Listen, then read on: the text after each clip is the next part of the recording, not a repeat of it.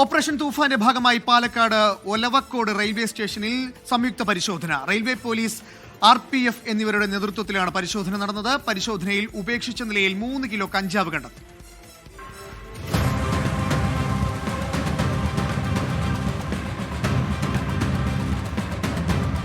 കേരള പോലീസിലെ ഡോഗ് സ്ക്വാഡിന്റെ സഹായത്തോടു കൂടിയാണ് റെയിൽവേ പോലീസ് RPF സംയുക്ത പരിശോധന നടന്നത്. ട്രെയിനുകളിലും പ്ലാറ്റ്ഫോമുകളിലും പരിശോധന നടത്തി. യാത്രക്കാരുടെ ബാഗ് ഉൾപ്പെടെ പരിശോധനയ്ക്ക് വിധേയമാക്കി. വരും ദിവസങ്ങളിലും ശക്തമായ പരിശോധന ഉണ്ടാകുമെന്ന് റെയിൽവേ പോലീസ് DYSP പറഞ്ഞു. ഒരു 100 കിലോ കഞ്ചാവ് നമ്മളിവിടെ പിടിച്ചിട്ടുണ്ട്. അപ്പോൾ അതിന് കൂടെ സഹായമായിട്ട് ഡോഗ് സ്ക്വാഡും കൂടെ വരുന്നുണ്ട് എന്നുള്ളതാണ്.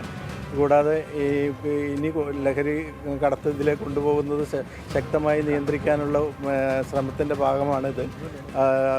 ഒരുവിധം കൺട്രോളിലായിക്കൊണ്ടിരിക്കുന്നുണ്ട്.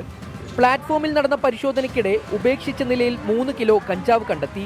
പരിശോധനയ്ക്ക് railway police DYSP K. Krishnankutty നേതൃത്വം നൽകി.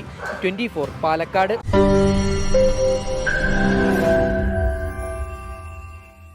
ലോകത്തെവിടെയായാലും ഏത് സമയത്തും 24 വാർത്തകളും ഓഗ്മെന്റഡ് റിയാലിറ്റി പാക്കേജുകളും എക്സ്പ്ലെയിനറുകളും വിശദമായി കാണാൻ ഞങ്ങളുടെ YouTube ചാനൽ നിങ്ങൾക്ക് സബ്സ്ക്രൈബ് ചെയ്യാം.